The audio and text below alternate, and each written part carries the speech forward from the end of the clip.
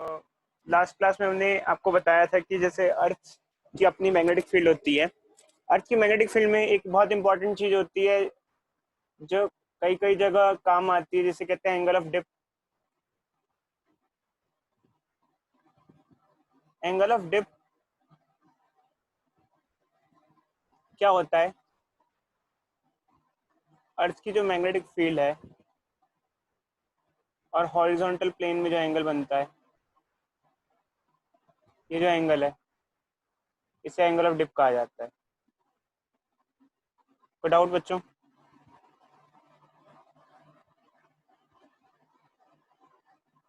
बोलो।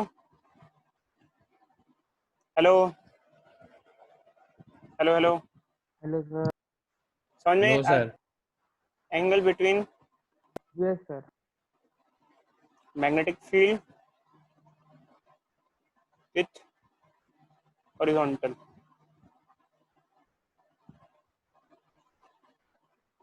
हॉरिजॉन्टल के साथ जो एंगल बनता है मैग्नेटिक फील्ड का, उसे एंगल ऑफ डिप कहा जाता है।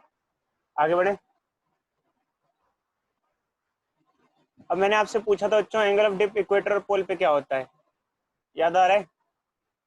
सर इक्वेटर पे 0, पोल पे 90। इक्वेटर पे एंगल ऑफ डिप 0 हो जाएगा, पोल पे 90 डिग्री हो जाएगा। ठीक है। अच्छा, अब देखो बच्चे, यहाँ तक हमने पढ़ लिया होगा। हम थोड़ा आगे का टॉपिक पढ़ते हैं। नेक्स्ट टॉपिक डिप हमने पूरा पढ़ लिया इसका मतलब। अब सेकंड टॉपिक पे आते हैं, इसे कहते हैं एंगल ऑफ डेक्लिनेशन।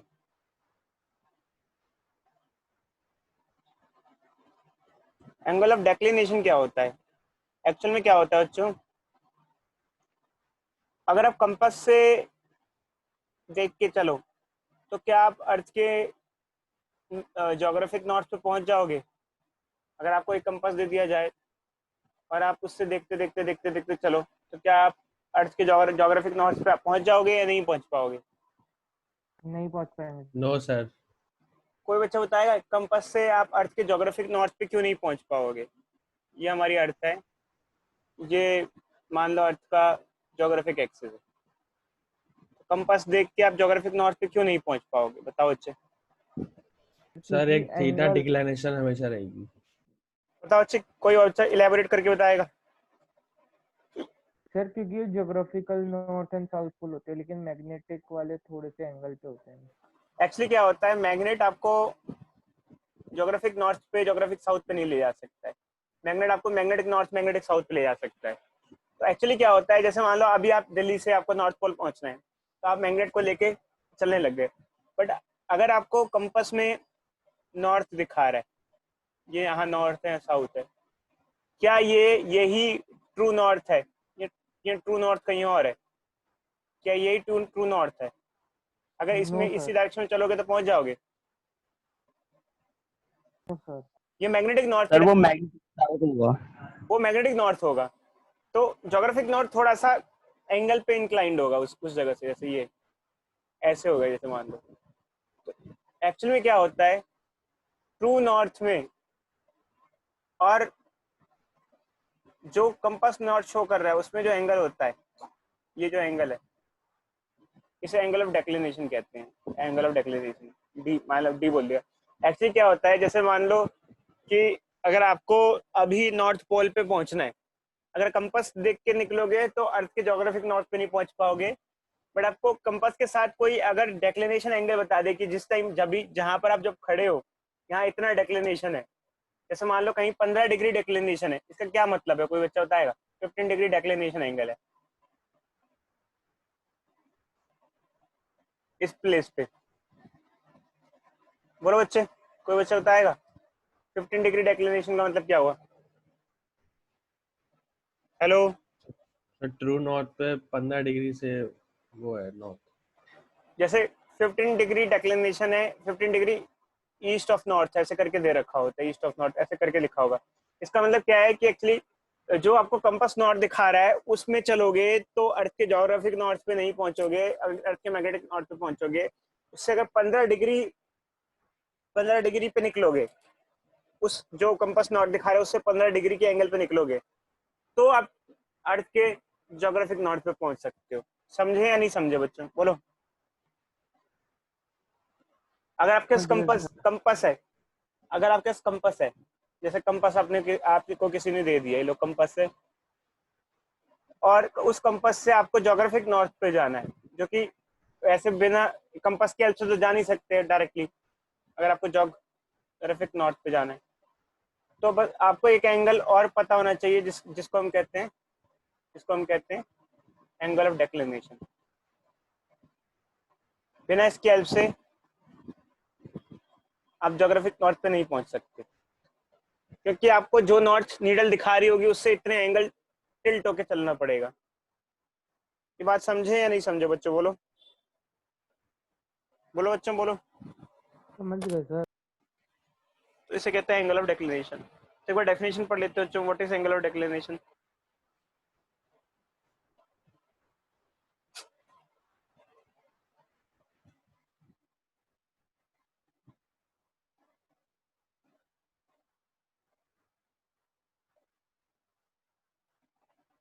देखो बच्चों, इसमें नोट्स में दो दो डेफिनेशन दी हुई है। इजी वाली डेफिनेशन ही पढ़ना, हार्ड वाली डेफिनेशन मत पढ़ना, मेरिडियन वेरिडियन वाली मत पढ़ना। Angle between two geographic north and not shown by compass needle is known as magnetic declination. समझ गए अच्छे,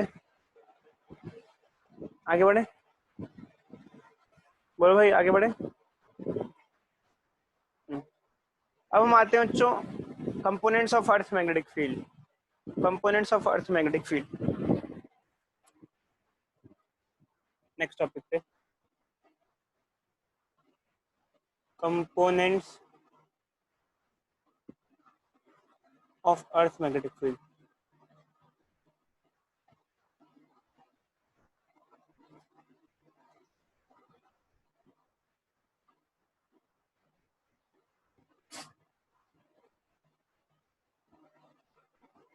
अर्थ की मैग्नेटिक फील्ड ऐसे होती है बच्चों, जैसे अगर इसको रिजॉल्व कर दिया जाए तो इसके कंपोनेंट्स लिए जा सकते हैं।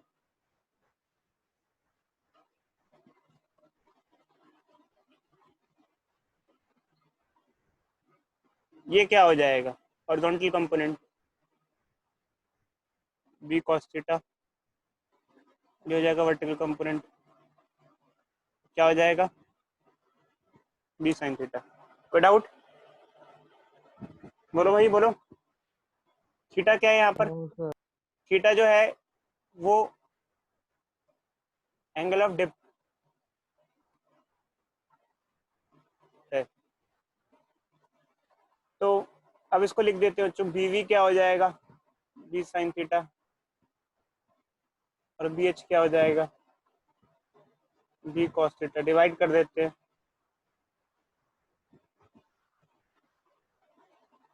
B V by B H हो जाएगा, जो कि क्या हो जाएगा टेन थीटा। कोई डाउट किसी बच्चे को, बोलो भाई बोलो बोलो बोलो। No sir. No sir. ये देखो बच्चे, अब इससे क्वेश्चन कैसे आता है एग्जामिनेशन में।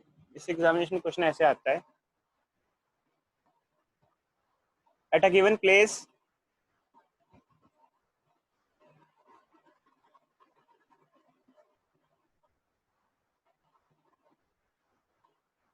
horizontal component of magnetic field is 1 by root 3 times of vertical component of magnetic field. Find angle of dip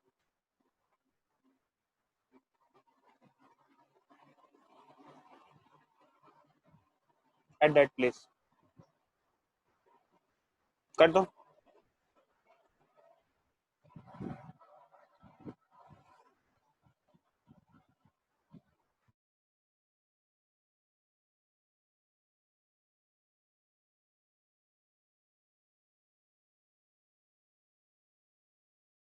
एक पार्ट और ऐड कर देते हैं, sir 60 degree. also find ratio of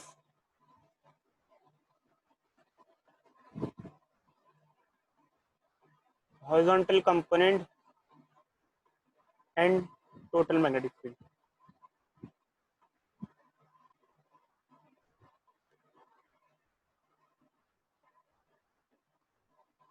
चलो हो गया बच्चों सबका? 2 मिनट और दे देते हैं चलो।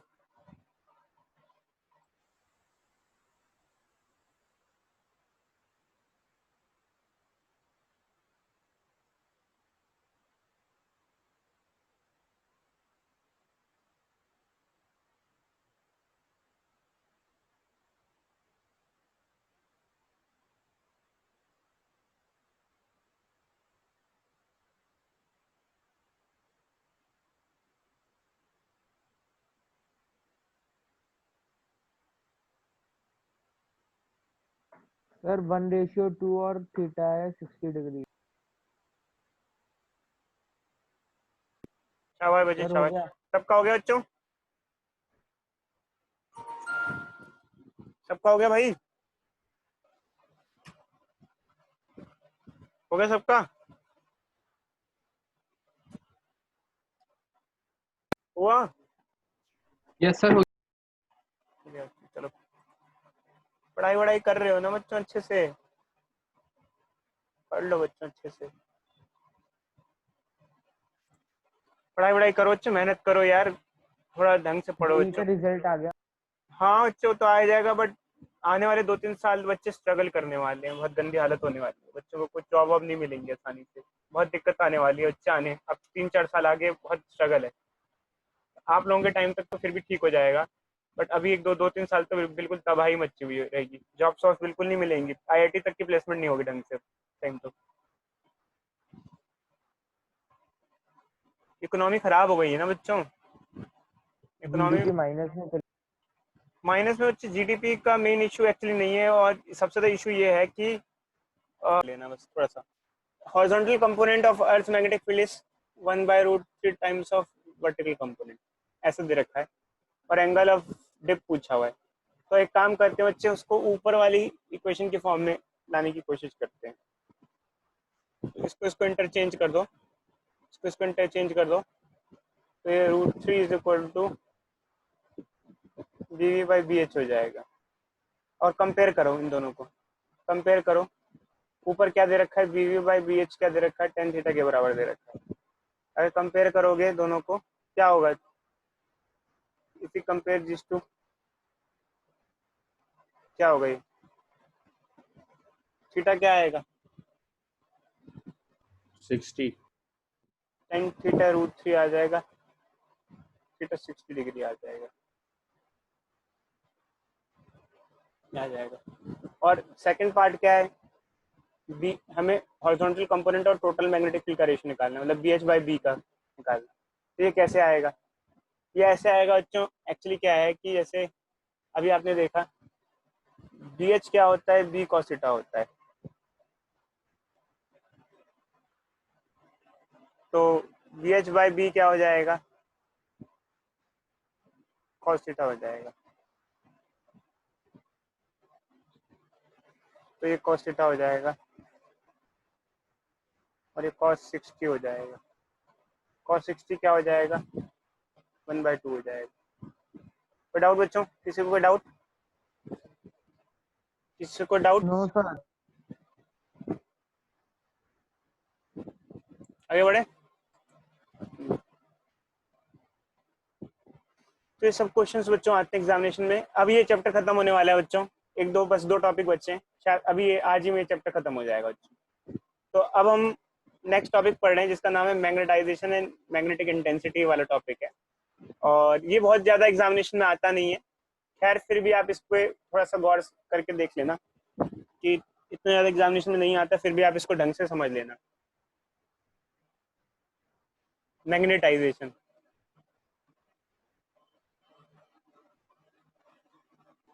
कोई बच्चा बताएगा मैग्नेटाइजेशन का मतलब क्या होता है? सबसे पहले जैसे मान लो टॉपिक का नाम हम पढ़ रहे हैं मैग्नेटाइजेशन, तो क्या मतलब होता है, what is meaning of magnetization? Sir किसी सब्सटेंस की एबिलिटी की दूसरे सब्सटेंस को मैग्नेटाइज कर सकते। मैग्नेटाइज का मतलब क्या होता है बच्चे? सर उस वो जैसे नॉन मैग्नेटिक प्रॉपर्टी है किसी सब्सटेंस की तो उसमें मैग्नेट जैसा बिहेव करने लगेगा मैग्नेटिक तो वो प्रॉपर्टी आ जाए। देखो अच्छे, सबसे पहले क्वेश्चन ये है कि आपने कभी कॉइन को मैग्नेट के साथ रखा है या किसी आयरन की चीज को मैग्नेट के साथ रख के देखा है कुछ कुछ दिन तक? यस सर, आयरन से। क्या कभी देखा है आपने? क्या क्या देखा है? अगर एक कॉइन है सर इसको, आयरन की नेल, हाँ आयरन की नेल को देखा है, मैग्नेट के साथ रख दो कुछ दिन तक, क्या होगा बताओ अच्छे? ये कॉइन है, तो स्कूल में कराया था एक्सपेरिमेंट, वायर उस पे ये कॉइन वो है, करवाई थी रोल, इसको अगर मैग्नेट के साथ रख दो कुछ दिन तक तो क्या होगा बताओ? मैग्नेटाइज हो जाए। मैग्नेटिक बिहेवियर थोड़ा शो करने लगे। ये मैग्नेटिक बिहेवियर शो करेगा, कॉइन मैग्नेटिक बिहेवियर शो करेगा, मतलब मैग्नेट की तरह एक तरीके से आयरन लाइक चीजों को खींचने लग जाएगा, जो आयरन की चीजों को खींचने लग जाएगा, एक तरीके से मैग्नेट ही बन जाएगा एक तरीके से। ये मैग्नेटाइज होना मतलब कि कोई चीज था जो पहले आयरन लाइक सब्सटेंस को नहीं खींच पाता था, वो मैग्नेट की मतलब आयरन लाइक सब्सटेंस को खींचने लग जाए, मतलब मैग्नेट की तरह बिहेव करने लग जाए, उसे मैग्नेटाइजेशन कहते हैं।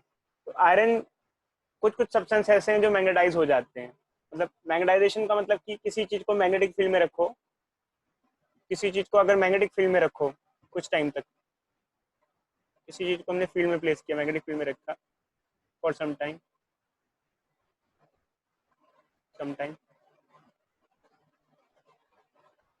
और वो मैग्नेट की तरह बिहेव करने लग गया, बिहेव लाइक मैग्नेट। कोई डाउट बच्चों? बोलो doubt. If a coin is placed in magnetic field for some time and the coin behaves like a magnet, then the coin is said to be magnetized. कोई doubt बच्चों? बोलो बोलो, hello. अब सबसे पहला क्वेश्चन ये है, कोई बच्चा बताएगा कि मैग्नेटाइजेशन का बेसिक कॉन्सेप्ट कैसे हुआ, ये मैग्नेटाइज हुआ कैसे? थोड़ा कोई कहानी, चलो हम बताते हैं। देखो अच्छे, ये कॉइन है, आयरन का है मान लो, तो इसके अंदर पहले भी मैग्नेटिक फील्ड थी, पर चक्कर क्या था कि हर एक coin is made up of atoms, और एटम्स की मैग्नेटिक फील्ड रैंडम थी, किसी एटम की मैग्नेटिक फील्ड किधर, किसी की किधर, तो इससे नेट मैग्नेटिक फील्ड क्या हो जाती थी? जीरो हो जाती थी।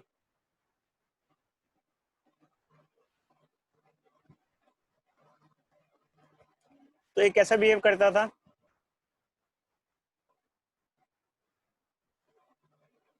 नॉन मैग्नेटिक बिहेव करता था। कोई डाउट बच्चों? बोलो बोलो भाई बोलो, हेलो हेलो हेलो, आवाज आ रही है? आवाज आ रही है बच्चों? मेरी नहीं आ रही।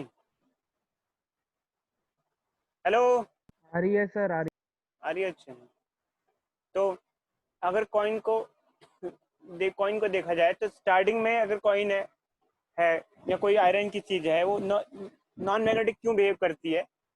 क्योंकि आयरन जो है या कोई भी सब्सटेंस है एटम से मिलकर बना हुआ है, सभी एटम की मैग्नेटिक फील्ड अगर रैंडमली होगी तो नेट मैग्नेटिक फील्ड जीरो हो जाएगी। बट मैग्नेटिक फील्ड में रखने से क्या हो जाता है कि वो कुछ मैग्नेटिक बिहेवियर शो करता है। जैसे ही आप मैग्नेटिक फील्ड में रखोगे तो उसमें एटम जो हैं उनकी मैग्नेटिक फील्ड एक पर्टिकुलर डायरेक्शन में अलाइन होना चालू कर देंगी, सभी की। और अगर सभी की मैग्नेटिक फील्ड एक ही डायरेक्शन में अलाइन होना चालू हो जाती है तो अब इसकी कुछ नेट मैग्नेटिक फील्ड है।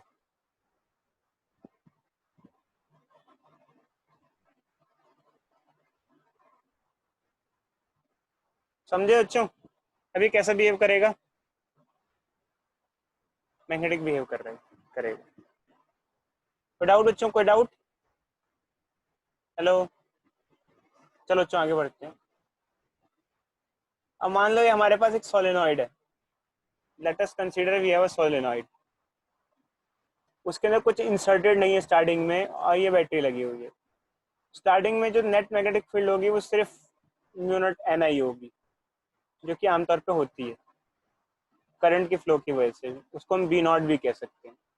बट मान लो हमने इसमें कोई चीज इंसर्ट कर दिया, कोई एक आयरन लाइक सब्सटेंस है, आयरन इंसर्ट कर दिया। अब क्या होगा, ये जो सब्सटेंस हमने इंसर्ट किया है, इंसर्ट करने के बाद जब आप सोलेनॉइड को ऑन करोगे तो सब्सटेंस क्या हो जाएगा? मैग्नेटाइज हो जाएगा। अब ये अपनी मैग्नेटिक फील्ड प्रोड्यूस करेगा, ये अपनी मैग्नेटिक फील्ड प्रोड्यूस करेगा, और अब नेट मैग्नेटिक फील्ड होगी B naught plus B M. ये क्या हुआ, बी नॉट क्या हुआ, बी एम क्या हुआ, ये मैग्नेटिक फील्ड जो थी, और ये जो मैग्नेटिक फील्ड है ड्यू टू मैग्नेटाइजेशन।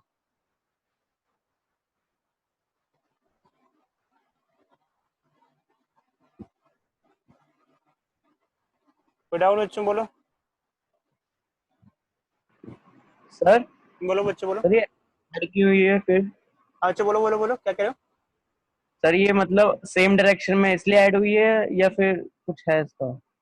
नहीं, अच्छे हमने वेक्टोरिकली ऐड किया है। वेक्टोरिकली ऐड मतलब कि हो सकता है कि कई कई बार ऐसा होता है, कुछ कुछ सब्सटेंस रिवर्स डायरेक्शन में मैग्नेटाइज हो सकते हैं, कुछ कुछ सेम में हो। वेक्टोरिकली ऐड करने का मतलब ये होता है कि आप इसको सिर्फ ऐड लिख रहे हो ऑल दो, तो फिलहाल यही है कि आप वेक्टोरिकली ऐड कर रहे हो। वेक्टोरिकली ऐड करने का मतलब ये नहीं कि वो ऐड हो रहे हैं, सबसेक्शन भी हो सकता है किसी चीज का। समझे या नहीं समझे? खैर हम वैसे मैग्नेट ऐड करेंगे, देखो मैग्नेट ऐड करके यूज होगी।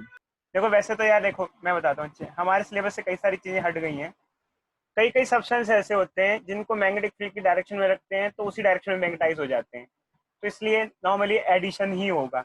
बट कई कई सब्सटेंस ऐसे भी होते हैं जो इनका बिहेवियर बहुत अजीब सा होता है, वो अपोजिट डायरेक्शन में मैग्नेटाइज हो जाते हैं, उल्टा काम करते हैं। कुछ लोग ऐसे होते हैं जिनको जो कहा जाए वो उल्टा करते हैं, तो यहाँ साइन जो होगा प्लस की जगह नेगेटिव हो जाता है। बट खैर हमें अब इससे लेना देना कुछ नहीं है, क्योंकि वेक्टर के केस में हम एडिशन ही लिखते हैं, वेक्टर सबसेक्शन कभी नहीं होता बच्चे। जब अगर हम 11th क्लास में अगर आपने पढ़ा हो तो 11th क्लास में एक चीज पढ़ते हैं कि वेक्टर सबसेक्शन होता ही नहीं है, वेक्टर एडिशन ही होता है, बस साइन नेगेटिव हो जाता है पीछे वाली क्वांटिटी का, तो इस तरीके से लिखा जाता है। कोई डाउट बच्चे, बोलो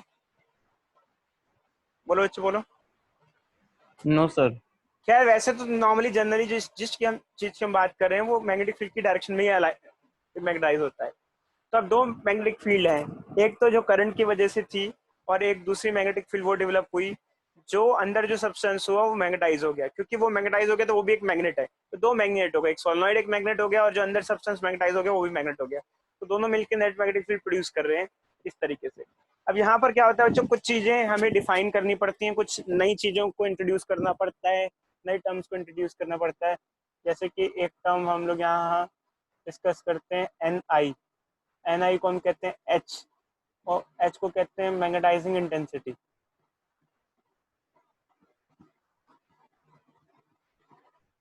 अभी मैग्नेटाइजिंग इंटेंसिटी नाम से आपको क्या लगता है? तो बच्चों होता है, नाम से क्या समझ में आ रहा है अगर आपसे पूछा जाए? तो एन इंटू आई को हम एच बोलते हैं, इसका नाम है मैग्नेटाइजिंग इंटेंसिटी। आपको क्या लगता है मैग्नेटाइजिंग इंटेंसिटी सुनकर क्या चीज हो सकती है? सर जो सब्सटेंस होगा वो ज्यादा मैग्नेटाइज हो जाएगा। एक मेटेरियल कितना मैग्नेटाइज हो सकता है?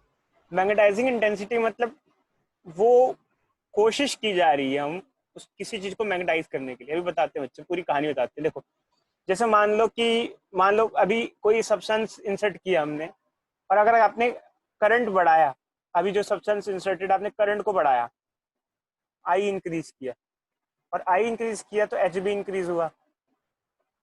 अगर आप करंट इंक्रीज करोगे तो ओवरऑल मैग्नेटिक फील्ड जो थी